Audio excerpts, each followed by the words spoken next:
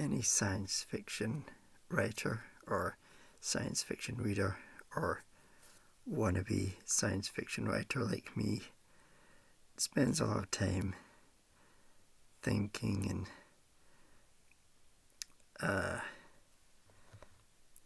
guessing about what the future might be like, what the future might look like, what potential the future has. And with this video I'm just going to be thinking out loud. It's not my intention to offend anybody, and hopefully I don't come across as crass. This is just thoughts, and I think inevitably the future will be female, and what I mean by that is female leaders. But one thing I do wonder is, will there be female leaders and still be a gender pay gap? I really wonder, and I do wonder if the excuse for the gender pay gap will be COVID-19 and the recession and the bad economy, which is not really an excuse. I do know that IMF leader is Kristalina Georgieva. I wrote it down and I still can't pronounce it. And I think at the moment, I mean, this is all opinion, but female leaders seem to have done better with the COVID-19 situation as opposed to male leaders. Here in Scotland we have First Minister Nicola Sturgeon, and I should point out Scotland is a much smaller population than England and a whole different landscape.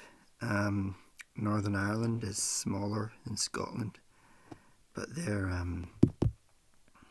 I forget the name of the Ahern, I can't remember the name. And I think New Zealand also has a female leader, and it's been quite badly publicised, done very well. South Korea, not too sure about. But also female CEOs, because the general CEO tends to mean white old guy, and I think they're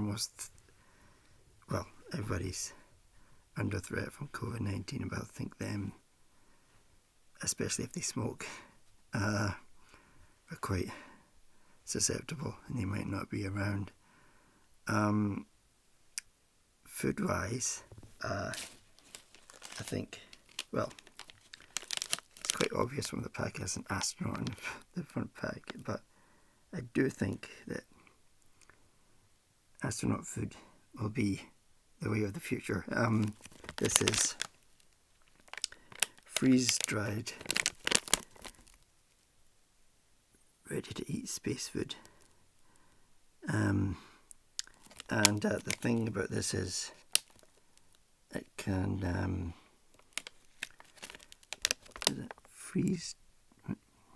freeze-dried food can be stored for many years without refrigeration, as long as you keep them in an airtight sealed container.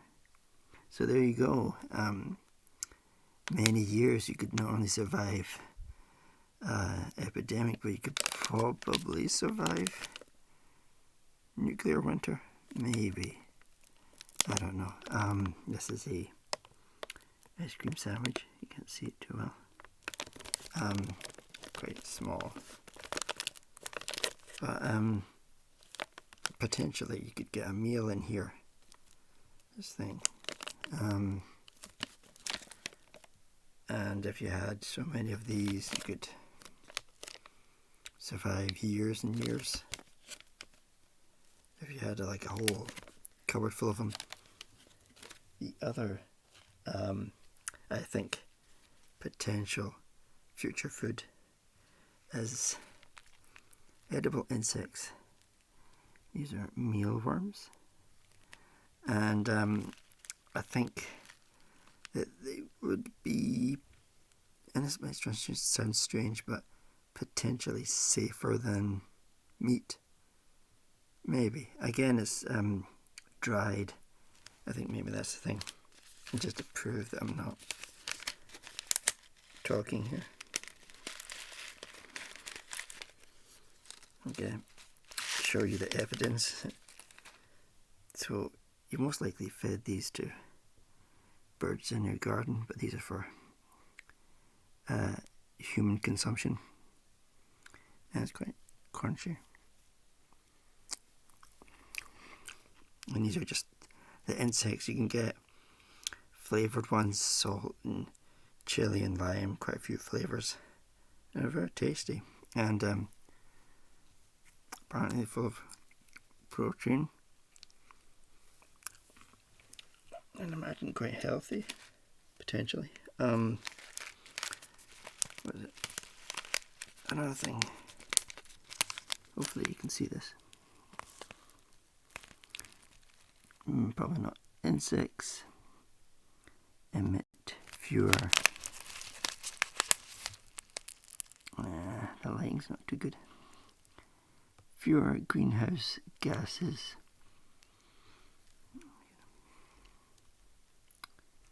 Now you can't see it.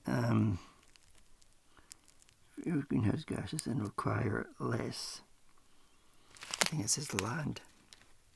Less land and water to produce than cattle, and also smaller.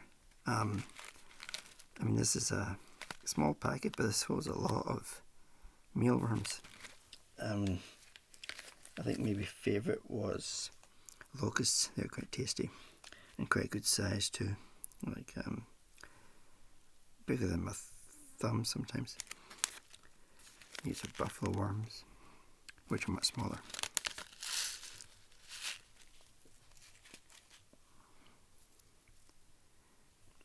See that? A bit like mealworms as well. I'm dropping them all over the place.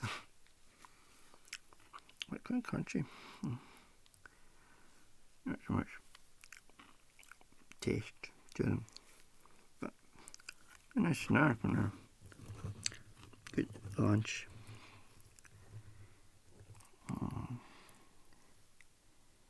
Can you see it there?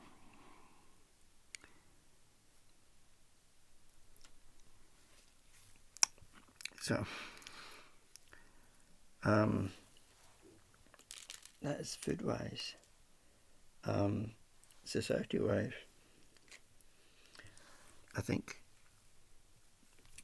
near enough everybody, 80% of the population is probably going to be a grower. And by that, I mean, let me show you my farm here. Get it. Okay, so this is my farm of microgreens.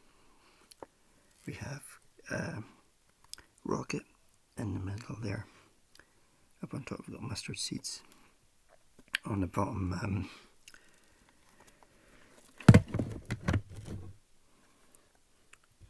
got radish seeds. And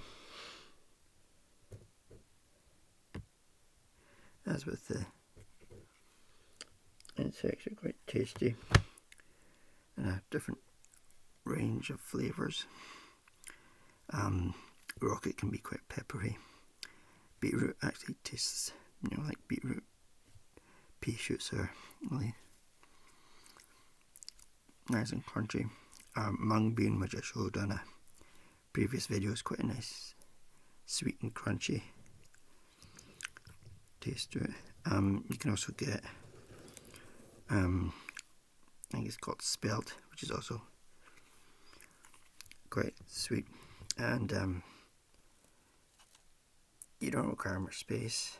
The only thing is the waste, which if everybody's a grower, maybe they'll all have compost bins or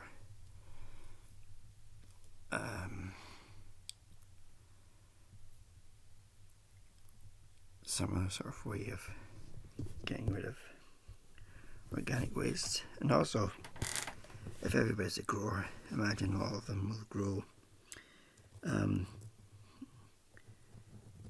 chili peppers and tomatoes.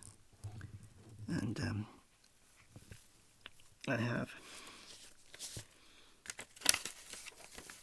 some chili pepper seeds here. This is a variety called Fish. I've always been meaning to get this variety. It's an amazing looking chili, quite large, I would say, depending on growing conditions, but it's sort of like a variegated chili. It has, the main colour is green, but it has streaks of like yellow or white going down the sides. It's an amazing looking chili. Capsicum fish. If you look up an image, you'll see an image search. And anybody who's eaten chili or capsicum sweet pepper, you'll know that inside the fruit there's lots and lots of seeds. So if everybody is a grower, we'll all have lots and lots of seeds, and we can trade. And there's already various seed trading groups up and down the UK. I don't know about the US, but I do think that'll be a thing in the future of tomato growers, courgette growers, chili pepper growers, as I've said, and people could also swap plants as well. It's a really easy thing to take a cutting of mint, which I've done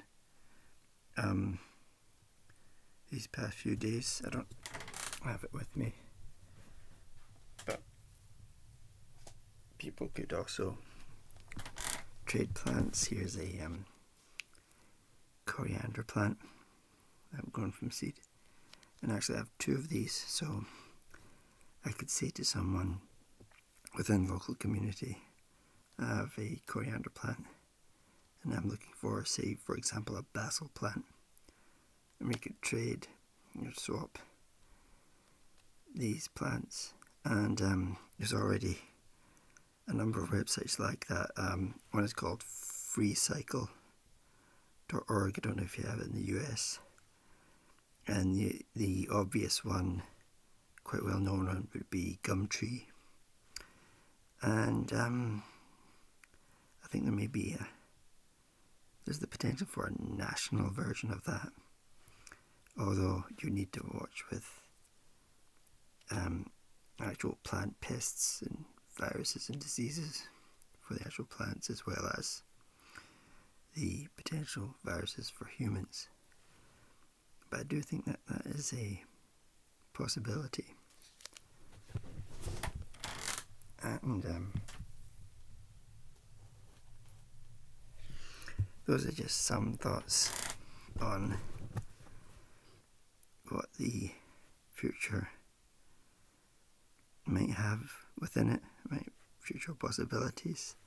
And it's a fun mental exercise to think what the future might be like in terms of society, in terms of transport, in terms of how things will look, inventions that have been invented. And it's a good mental exercise to do with your family, with people around you, or with a pen and paper. And it'll keep you occupied, and it's really interesting, and it exercises to quote Hercule Poirot, little graces. So, what do you think the future will look like? Thanks for watching. Bye.